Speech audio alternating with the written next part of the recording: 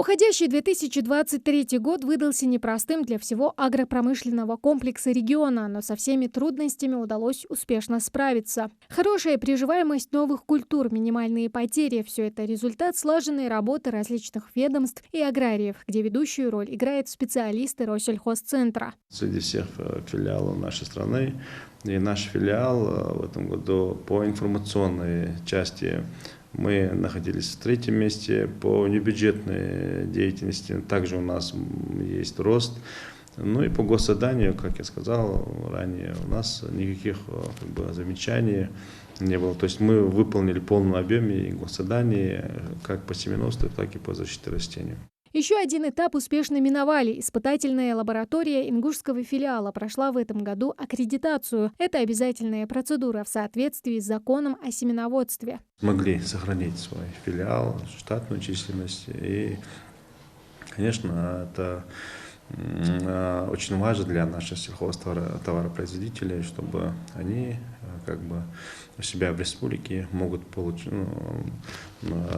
проводить все те анализы, которые мы проводим. Это и посевные качества семян, и сортовые качества семян. Одно из направлений деятельности центра, которое успешно реализовывалось в течение года – продвижение семян отечественной селекции. Нами были заключены договора с НИИ Лукьяненко, с НИИ кукурузы Ставропольского края. И в итоге мы охватили около 8% всей площади озимых культур нашей республики семенами высшей репродукции. То есть это оригинальные семена. В основном этим занимаются семеноводческие хозяйства, которые мы сертифицировали. Это ГУП Асканова и СПРК АМА. Также в рамках договоренности регионального Россельхозцентра и Краснодарского края в 2023 году впервые испытали семена твердых сортов пшеницы на ингушских полях. Сорт Адари относится к элитным. Вначале его высадили на 20 гектарах земли. Сорта пшеницы, они намного востребованнее, чем мягкие сорта. С них делают и крупы разные, мучные, и макаронные изделия. Много таких разных изделий делают из твердых сортов пшеницы. Но им намного выгоднее для наших сельхозтоваропроизводителей, потому что это и дороже.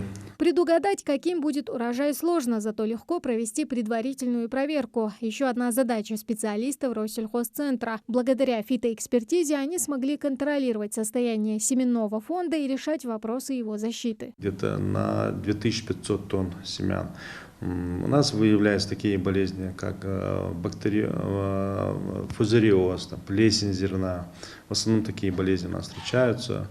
Ну и в следующем году я надеюсь, что таких хозяйств, которые к нам обращаются, будет больше. Приятной новостью уходящего года стало и присвоение руководителю ингушского филиала звания «Почетный работник агропромышленного комплекса России». В следующем году тоже немало задач. Планируется открытие информационно-консультационного пункта, развитие новых направлений в небюджетной деятельности и многое другое. Тамара Хшагульгова, Султан Магушков, Новости 24.